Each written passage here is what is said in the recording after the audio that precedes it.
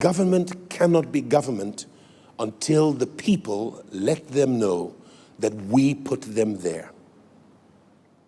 And nobody can rule over you except you give them permission. The Nigerian youth are finding their voice and have come to understand that together, with one voice, we have more power than any government. And so we want to see every single member of House on the Rock lending their voice, not to attack government, but to demand reforms. And we are starting with the End SARS movement.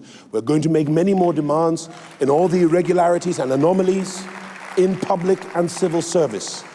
And we certainly intend to challenge everything that is wrong in our nation. You owe it to your children. You owe it to your grandchildren.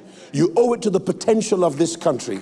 Otherwise, your children will become refugees in lands that have less resources than Nigeria does. Nigeria ought to be the strongest nation in the whole wide world.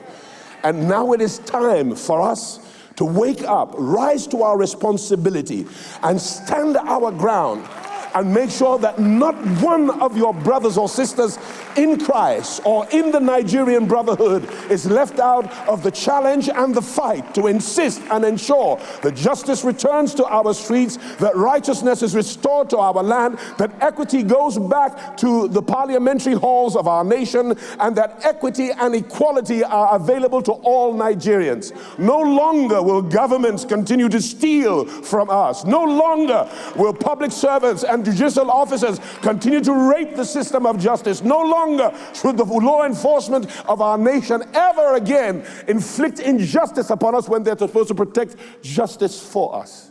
No longer. That day is over.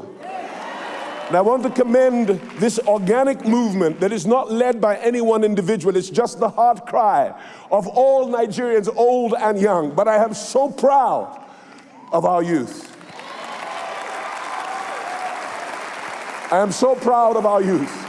I believe that Martin Luther King is jumping in heaven, seeing Nigerians rise to their cause. I was elated when I saw my pastor, Bishop Jakes, another Nigerian, though of American birth, rise to add his voice to the anthem. Another friend, Tyler Perry, has added his voice. How will we allow citizens of another nation speak out for us? And yet, you hold your silence. It's not the evil of wicked men that allows injustice to continue.